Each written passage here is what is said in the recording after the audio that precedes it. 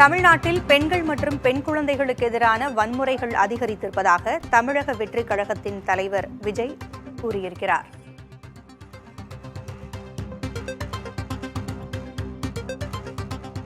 தமிழக வெற்றிக் கழகத்தின் தலைவர் விஜய் தமிழ்நாட்டில் பெண்கள் மற்றும் பெண் குழந்தைகளுக்கு எதிரான வன்முறைகள் அதிகரித்திருப்பதாக கூறியிருக்கிறார். அண்மை செய்தியாக பார்த்துக் கொண்டிருக்கிறோம். நடிகர் விஜய் அரசியலில் கால் பதித்து தமிழக வெற்றிக் கழகம் என்கின்ற கட்சியை தொடங்கி முதல் மாநாட்டையும் நடத்தியிருந்தார். இந்நிலையில் தற்பொழுது பெண்களுக்கு எதிரான வன்முறைகள் அதிகரித்திருப்பதாக அறிக்கை ஒன்றை வெளியிட்டிருக்கிறார். பெண்கள் மற்றும் பெண் குழந்தைகளுக்கு எதிரான வன்முறைகள் அதிகரித்திருப்பதாக அவர் கூறியிருக்கிறார். இந்த வன்முறைகளை இரும்பு கரம் கொண்டு ஒடுக்க வேண்டும் என்றும் விஜய் கூறியிருக்கிறார்.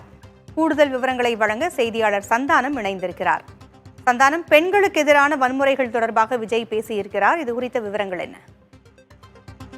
பூங்குழலி, பெண்களுக்கு எதிரான வன்முறைகள் ஒழிப்பு சர்வதேச தினம் இன்று உலகம் முழுவதும் அனுசரிக்கப்பட்டது. அந்த வகையில இது தொடர்பாக இன்று தன்னுடைய சமூக வலைதள பக்கம் மூலமாக அறிக்கை வெளியிட்டக்கூடிய தமிழக வெற்றிக் கழகத்தினுடைய தலைவர் விஜய், சர்வதேச அளவில் பெண்களின் முன்னேற்றம் முன்பை விட நம்பிக்கை அளிப்பதாக இருந்தாலும் அவர்களுக்கான பாதுகாப்பு இன்றும் கேள்விக்கு உரியதாகவே இருக்கிறது. பெண் விடுதலை பேசும் தமிழ்நாட்டில் பெண்கள் மற்றும் பெண் குழந்தைகளுக்கு எதிரான வன்முறை சம்பவங்கள் நாள்தோறும் நிகழ்வதாக வரும் செய்திகள் துயரம் அளிக்கின்றன என்றும், பெண்கள் மீதான வன்முறைகள் நாளுக்கு நாள் அதிகரித்து வருவதை தடுக்க நீதித்துறையின் துணையோடு ஆட்சியாளர்கள் இரும்பு கரம் கொண்டு நடவடிக்கை மேற்கொள்ள வேண்டும் என்று அந்த பதிவில் தெரிவித்தார். மேலும் பெண்கள் மற்றும் பெண் குழந்தைகளுக்கு எதிரான பாலியல் குற்றங்கள் தொடர்பான புகார்களுக்கு அரசு தனி இணையதளத்தை உருவாக்க வேண்டும் என்று சென்னை உயர்நீதிமன்ற மதுரை அமர்வு யோசனை தெரிவித்துள்ளது.